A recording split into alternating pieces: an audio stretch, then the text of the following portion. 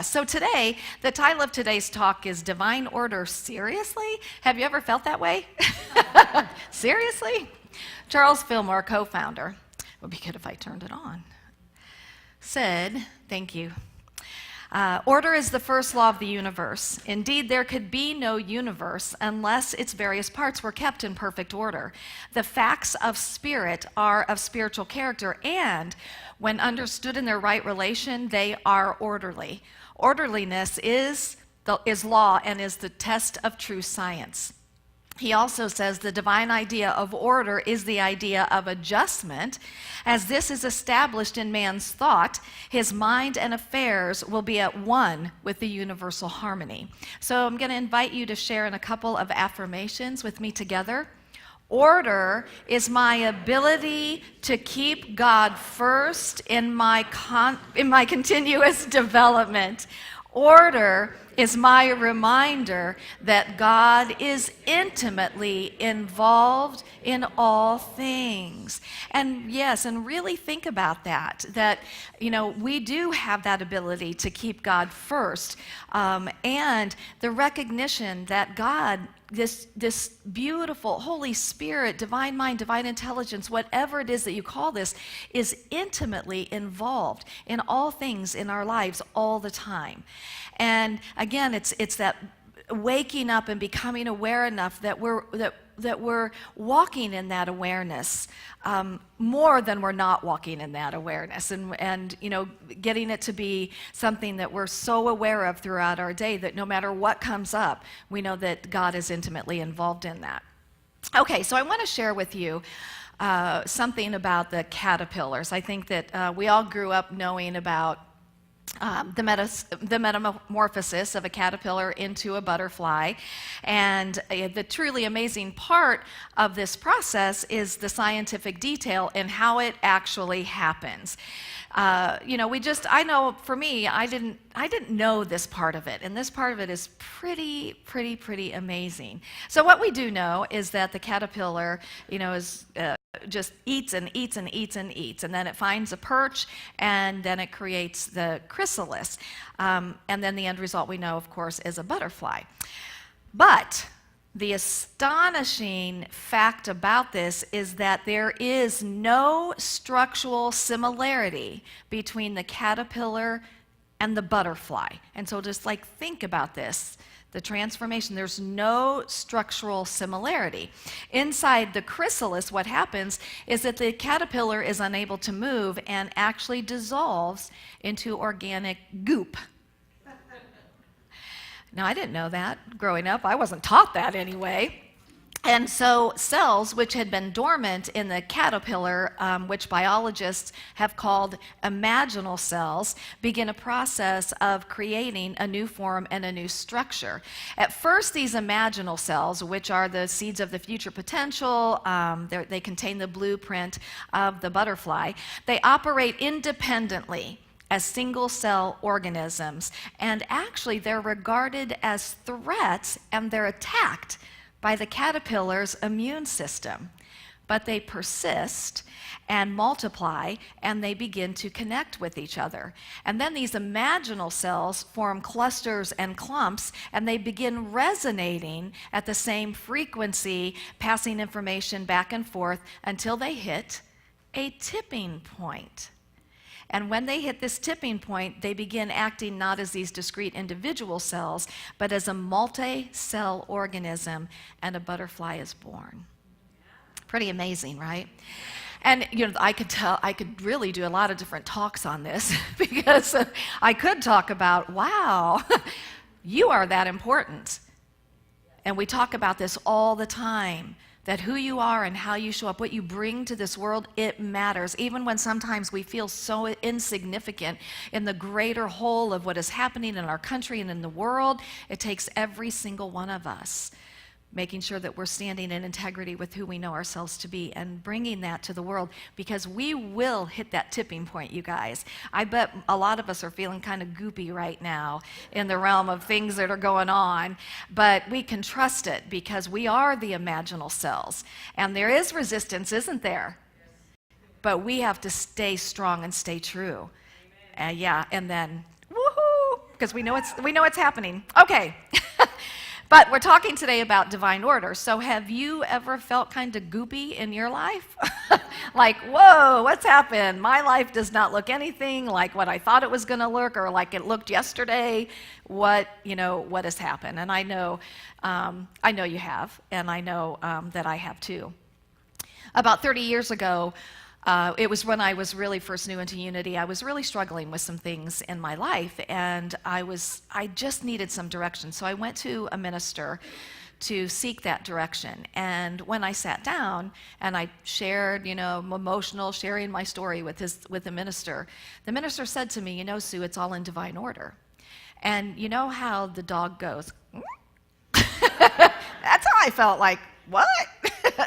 And I was like, what do you mean? And this minister said, again, it's all in divine order.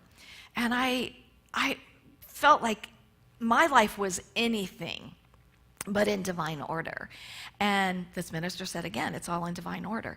And I left there feeling very lost and very frustrated.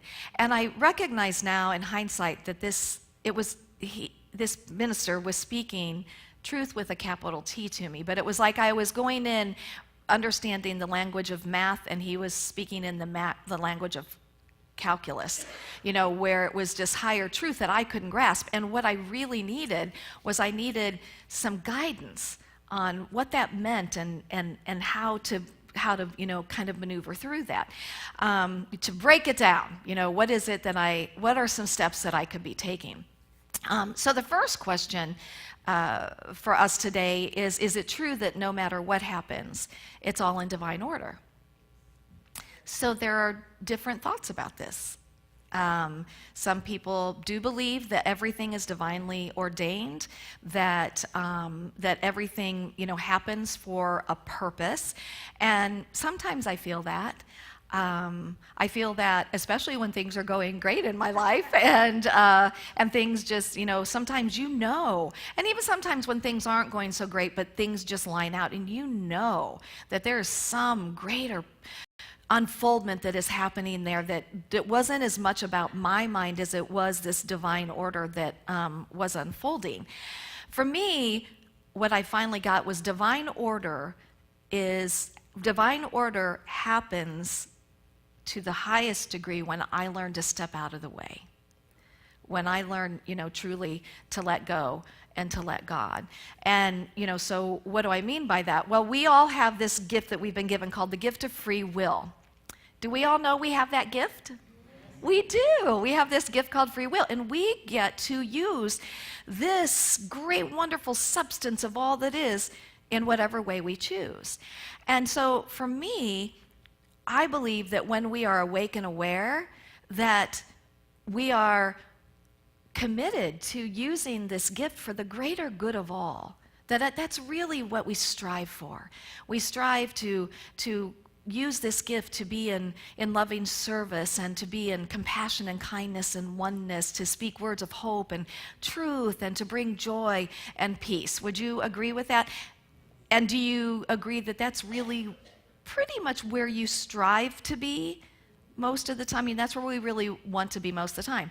And I also believe that when we're not awake, that for me is where we have things happen, like the school shootings or, church shootings or, just crime that happens in general. So for me, I don't believe that everything that happens is divine order. I believe that it's ego, free will. And a great acronym for ego is edging God out. And that when people act out in this way, it's because they're so distant from the light. They're so distant from the truth. They're so distant from what is real and good and pure. And because when we're in that place, we could not do those things. But here's the thing I believe about divine order, because I know that God is good, I know that God is love, I know that God is always for us, is the very moment that anything happens, that this divine mind, this divine intelligence is immediately using everything for the greater good, bringing things together in a divine order. Scripture says what man has intended for evil, God intends for good. And so, again, I am not a believer that when somebody commits a heinous crime against somebody else, that's divine order. But I do believe that it can be used for the greater good, and that divine order will prevail. Ultimately. Okay, so that's just my belief, and you could step back and look at that bigger picture and go, well, of course it's divine order, but I'm going to tell you, when people are acting out in that way, they're acting from a place of not godness, and we always have the opportunity. When we get out of the way, when things like that happen in our lives and we get out of the way, that's when I think that we can line up with the divine order of what has happened and what is happening. Okay, the second question that comes for me is, when there appears to be chaos in our individual lives, is divine order actually happening? And yes, I believe that, that is absolutely true. But again, and I love these two quotes. One is, you can either be in the way of God or you can be the way of God. And from Reverend Eric Butterworth is, you can look at God through your troubles or you can look at your troubles through God. And so what this really is about shifting where we're focused. So you got a little key today, and this little key is your talisman, so that you can keep this, because I'm going to share with you something from decades ago by Emmett Fox, and it was a little pamphlet that has been used in Unity forever, and it's called The Golden Key. So I'm going to share some of what Emmett Fox says. He says, God is omnipotent, and man in his image and likeness is his image and likeness and has dominion over all things. This is the inspired teaching, and it is intended to be taken literally at its face value. I want you to really hear this, that we are created in God's image and likeness, and this is to be taken very literally. He said, as for the actual method of working, like all fundamental things, it is simplicity itself. All that you have to do is stop thinking about the difficulty, whatever it is, and think about God instead. And we've talked about this before. Just stop it. Just stop it. Yes, and think about God instead. And he said, this is the complete rule that will help to end your trouble. And he says that what will happen, and this is the key thing, is that it will presently disappear. That in the moment that you are focused, and here's where we go back to that we were created to have dominion over our thoughts, you guys. We're created to have dominion over our feelings. And so what he's saying here is that as the image and likeness of God, created to have dominion, we do have the ability to turn from whatever is going on and turn towards God. Turn towards what we would say would be the qualities of God. We have that power to be able to do that. And I know that throughout years I've worked with people who sincerely believe that they can't change their focus. And I promise you that you can. You can. And it takes just practice. So he says, do not try to form a picture of God, which is impossible, but work by rehearsing anything or everything that you know about God. God is wisdom, truth, inconceivable love. God is present everywhere, has infinite power, knows everything, and so on. It matters not how well you may think you understand these things. Go over them repeatedly. And of course, we know that we can't define that which is, indefinable. We can't define God, Holy Spirit. I mean, however, in our humanness and our mind, we are meaning-making machines, and we like to have words that can define things. So we talk about what would be qualities of God. And so we focus on these, what we would call qualities of God. We focus on infinite possibilities and potentialities. We focus on love and again, kindness, peace, joy. We focus on what we would call the qualities of God. And he said, that he said, the golden key is simple, but it's not always easy to turn that key, is it? It's not always easy to do that. And he said, if you're frightened or worried at first, that it'll take a little bit of time for you to do that, but that you absolutely can shift your focus. He said, but by constantly repeating some statement of absolute truth, that appeals to you, such as there is no power but God, or I am the child of God, filled and surrounded by the perfect peace of God, or God is love, or God is guiding me now, or perhaps best and simplest of all, just God is with me, however mechanical or dead it may seem at first, you will soon find that the treatment has begun to take, and that your mind is clearing. So I want to go back for a moment to that in this present moment, because I think that is part of the key to the key, is that in the moments that we're in the midst of something and we're worrying, we're fretting, we're angry, whatever is going on, and we choose in those moments to focus on God. We focus on, perhaps we're dealing with a relationship experience, and so we're going to focus on God as love. Perhaps we're dealing with maybe something financially that's hard for us, and we're going to focus on God as abundance. Maybe we're dealing with some type of a health challenge. We're going to focus on God as life and health and wholeness. That in the moment that we focus, in that moment, we're not thinking about the problem, right? And that's the point. And every time that we turn that key and we turn our focus towards the qualities of God and let ourselves feel into that, we want more of those moments. And every time that we do that, it becomes more real to us. And pretty soon, that's what we're focused on almost all the time, instead of being focused on the challenge or on the problem. And it works. This is the thing, you guys. It's simple, but it works. And who has to do it? Right. We are participating in this experience of life. So we're participating in divine order. We're participating in it. So I want to share with you a story. I've shared this story before, but it was one of the most profound experiences for me of divine order in my life. And this happened in 2002 after, and I love the term that my ex-husband was my husband, so I'm going to call him that, my husband. My husband and I had been together since we were like 17.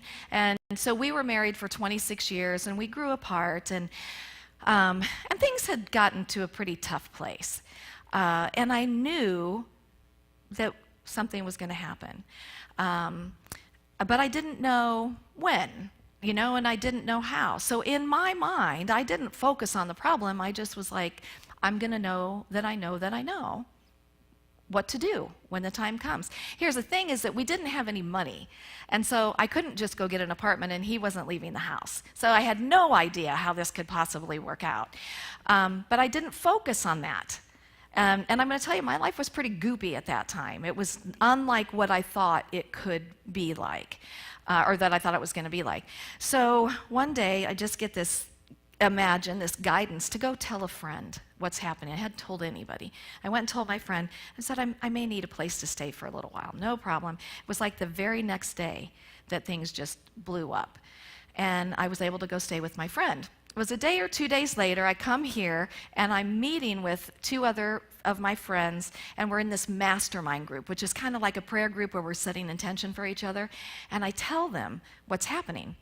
And my friend says, oh my gosh, Stu, our house sitter just canceled on us, and they have dogs. Could you come and stay at our house this weekend? And I said, sure. They have a 10,000 square foot gorgeous home. So I went to the resort for the weekend.